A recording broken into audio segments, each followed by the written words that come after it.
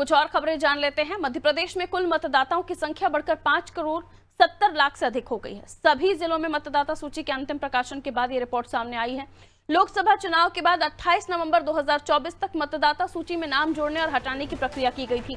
प्रदेश में मतदाता सूची के प्रारूप प्रकाशन के दौरान मतदाताओं की संख्या 5,65,94,963 थी। मतदाता सूची पुनरीक्षण के दौरान 7,98,469 नाम जोड़े गए और 3,01,065 नाम हटाए गए। 3,13,642 मतदाताओं के वोटर आईडी कार्ड भी बनाए, जिनमें संशोधित हुए हैं। और मतदाता सूची के प्रारूप प्रकाशन के दौरान प्रदेश में मतदाता अनुपात 63.88 था। अब मतदाता सूची के अंतिम प्रकाशन के दौरान बढ़कर ये जो संख्या है 64.44 हो गई है। जेंडर रेशियो की बात करें तो उसमें भी सुधार हुआ है। मतदाता सूची के प्रारूप प्रकाशन के दौरान जेंडर रेशियो 948 था, जो अब बढ़कर 950 हो गया है।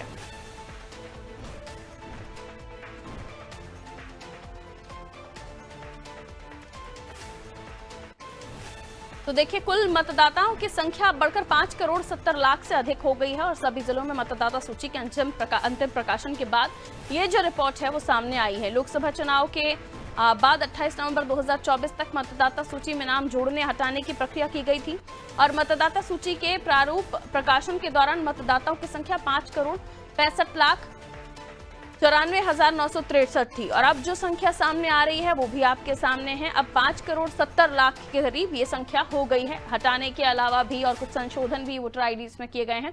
आइए शबाना हमारे सहयोगी जुड़ गई हैं।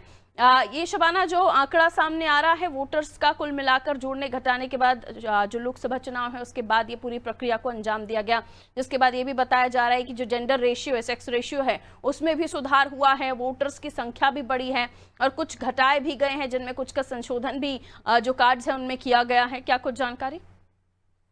देखिए, बिल्कुल मैं आपको बताना चाहूंगी, एमपी में 5 लाख नए मतदाता जो है वो जोड़े गए हैं। मुख्य निर्वाचन पदाधिकारी ने ये जानकारी दी है। आपको बता दें कि अब कुल मतदाता की संख्या 5,70,00,000 के करीब पहुंच गई है, जिसमें से आधी आबादी अगर महिलाओं की बात करें तो 2,78,17,000, जबकि पुरुष की 2,92,00,000 के करीब पहुंच गई। वहीं थर्ड जेंडर की अगर बात करें तो उनकी भी संख्या में इजाफा देखने को मिला। संशोधन के बाद 28 नवंबर तक की जो है ये सूची है। ऐसे में संशोधन के बाद जो है मुख्य निर्वाचन पदाधिकारी ने आंकड़ा जारी किया। मध्य प्रदेश में मतदाताओं की सूची की अगर बात करें तो उसकी भी संख्या में इजाफा देखने को मिला है। अब लगातार जो है इजाफा देखने को मिल रहा है। ऐसे में जो संशोधन किए गए हैं, जो बदलाव किए गए, और कहीं ना कहीं आप देखेंगे अगर अंतिम प्रकाशन प्रारूप की बात करें तो उसमें भी काफी ज्यादा बदलाव देखने को मिले, जिसके बाद ये आंकड़े निकलकर सामने आए हैं।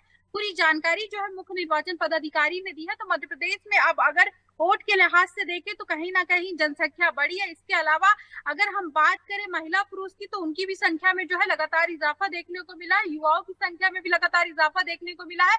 और अब अगर लोकसभा चुनाव से अब तक की बात करें तो कहीं ना कहीं 5 लाख जो है वोटर्स यहाँ पर बढ़ते हुए नजर आ रहे हैं। बिल्कुल, तो 5 लाख वोटर्स की बढ़ोतरी हुई है। ये माना जा सकता है कि जो 18+ के वोटर्स होंगे उन्हें भी जोड़ा गया होगा, यानी युवा वोटर्स भी बढ़ा है। ऐसे में जो जनता के लिए योजनाएं हैं उनमें हम देख रहे हैं अब युवाओं की तरफ भी फोकस लगातार बढ़ रहा है। आधी आबादी पर भी फोकस जो राजनीतिक दल है उनका बढ़ रहा है। और हाल ही में आज जो कैबिनेट मीटिंग हुई उसके बाद भी हमने देखा कि खास तौर पर जो युवा है उनको किस तरीके से और आगे बढ़ाया जा सके, इस पर कैबिनेट में जोर दिया गया। तो माना जा सकता है वोटर्स की संख्या बढ़ी है, उस लिहाज से योजनाओं में भी कुछ परिवर्तन किया जाएगा और उस हिसाब से वित्त को भी बढ़ाया जाएगा।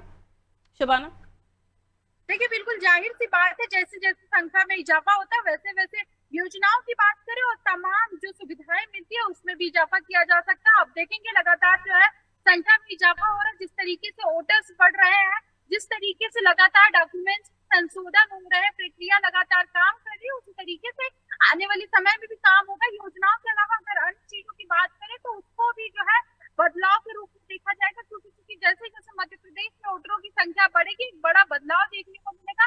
हालांकि 18+ जो है वो युवाओं को जोड़ा गया, 18 साल से अधिक युवाओं को, तो कहीं ना कहीं वोटरों की संख्या में इजाफे के साथ साथ रोजगार की बात कर लीजिए, तमाम ऐसी बातें कर लीजिए जो युवाओं से जुड़ी होती है, जो वोटरों से जुड़ी होती है, तो उन सारी संख्याओं में इजाफा भी देखने को मिलेगा।